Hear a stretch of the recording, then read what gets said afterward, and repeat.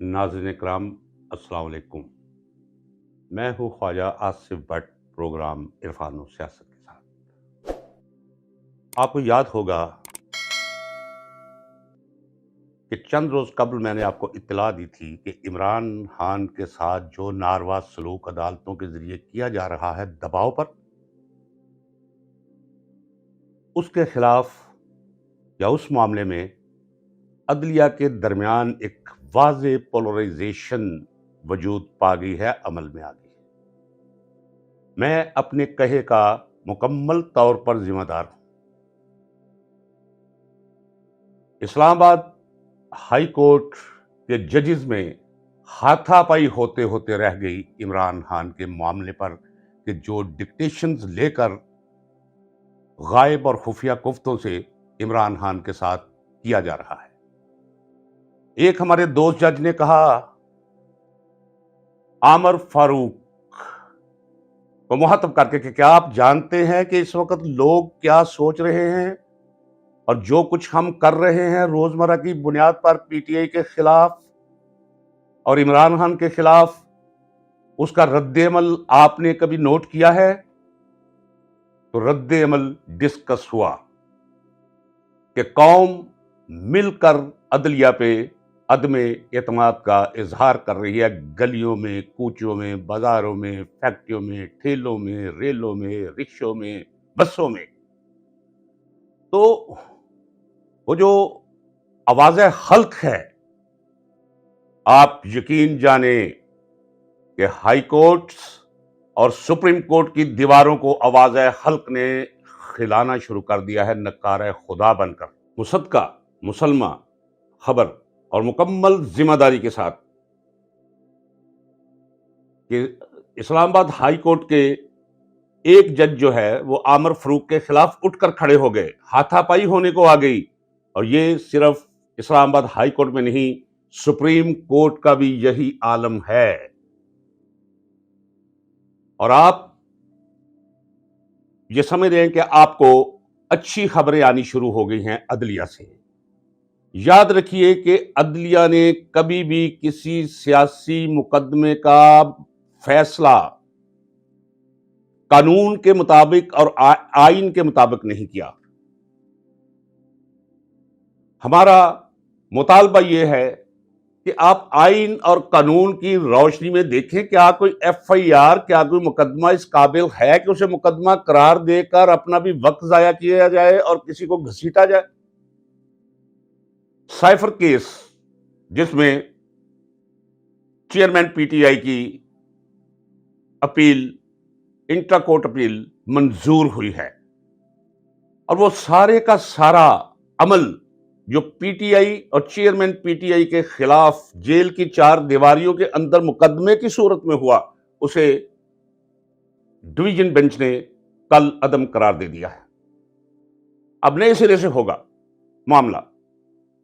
देखें, एक तो खुदा का करम, जो मैंने कहा कि आवाज़ खल्क पहुंच रहा है, अब कानों को, रूह के कानों को चीख चीख कर अपना पैगाम दे रहा है कि खुदा के बंदो बाज आ जाओ।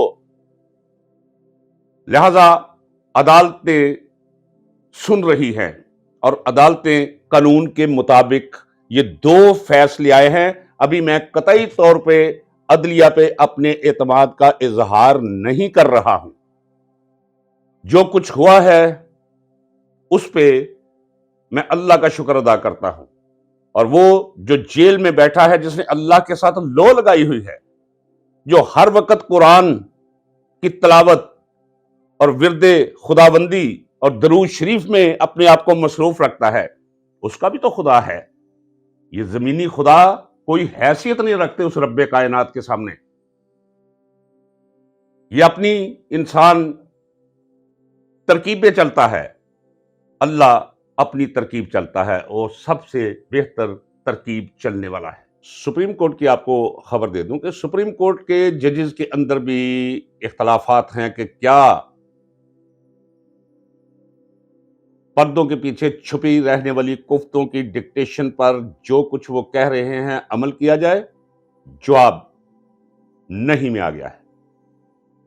آپ آہستہ آہستہ دیکھیں گے یا تو وہ قوتیں جو عمران خان کو سیاست سے باہر رکھنا چاہتی ہیں، ان کے لیے ایک ہی راستہ رہ جائے گا کہ اس ملک سے آئین اور جمہوریت کا بوریا بسترا لپیٹ دیں، مکمل طور پہ، کلی طور پہ۔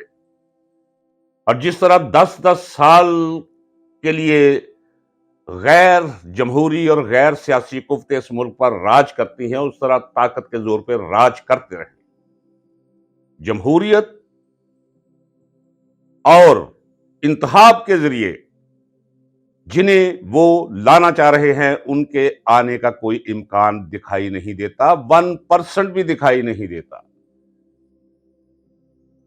در و دیوار چیخ چیخ کر کہہ رہے ہیں کہ جنہیں آپ اس ملک کا اقتدار سونپنا چاہتے ہیں، اور 5% عوام ان کے ساتھ نہیں، 95% لوگ تبرہ بھیجتے ہیں ان پہ۔ لہذا عدالتیں اب قانون کے مطابق کام کریں گی، یہ میں امید کر سکتا ہوں، اور ساتھ ساتھ ولاگز میں میں آپ کو بتاتا رہوں گا، تبصرہ کرتا رہوں گا۔ مجھے کوئی ایکسائٹمنٹ نہیں ہے کہ آج سپریم کورٹ نے بھی غیر معینہ عرصے کے لیے عمران خان کے خلاف فرد جرم عائد ہونے کی اپیل جو ہے اسے ملتوی کر دیا ہے۔ بھئی سائفر کیس ہے کیا؟ میں پھر بار بار کہتا ہوں، لیکن پھر میں بتا دیتا ہوں، سائفر کیس کچھ بھی نہیں ہے کہ ایک آزاد اور خود مختار ملک کا وزیر اعظم جب کوئی دوسرا ملک جو ہے دھونس دھاندلی کے ذریعے اس کی حکومت ختم کرنے کے احکامات جاری کرتا ہے یا اپنی حکومت کا خیال ظاہر کرتا ہے، تو طاقتور حلقے حرکت میں آ کر باپ کو اس سے جدا کرتے ہیں، ایم کیو ایم کو اس سے جدا کرتے ہیں، اس کے ایم این ایز بھگانا شروع کر دیتے ہیں۔ وہ بیچارہ اگر سڑک پہ نکل کے نہیں کہے گا کہ جناب یہ وہ سائفر ہے، یہ اوپر سے حکم آیا ہے کہ عمران خان کو چلتا کرو، تو پھر آپ کو 4 ٹکے ملیں گے۔ یہ درست کیا اس نے۔ کیوں ججز کو سمجھ نہیں آتی؟ کیوں جوڈیشری کو سمجھ نہیں آتی؟ کون سے قومی راز؟ کون سا اس نے بتا دیا ہے کہ ہمارے ایٹمی میزائل کس کس جگہ پہ پڑے ہوئے ہیں؟ ایک غیرت مند شخص کی طرح اس نے سائفر لہرایا ہے، اور میں اسے آفرین کہتا ہوں۔ اس نے بھی سائفر لہرایا تھا، اسے پھانسی دے دی گئی تھی۔ یہ پھانسی دلوا دیتے ہیں جن کا چہرہ بے نقاب ہوا تھا، سائفر بھیجنے والوں کا۔ سائفر میں اپنی وہ خواہش جو ظاہر کی تھی انہوں نے، ان کا چہرہ بے نقاب ہوا تھا۔ یہ تکلیف ہے۔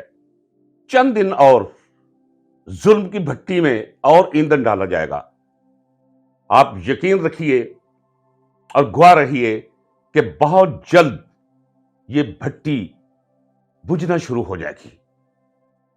لوگ زبان کھول لیں گے، عنقریب جلسے ہوں گے۔ اگر کوئی ایک جلسہ کر سکتا ہے تو عمران خان اور پی ٹی آئی کا یہ حق ہے کہ وہ جلسے کرے۔ عوام اب اس حد تک انتظامیہ کو جانے نہیں دیں گے، اس لیے بہتر یہی ہے کہ عوام کے بالمقابل آنے کی کوشش نہ کی جائے، ایسا ذہن اس سے دستبردار ہوا جائے۔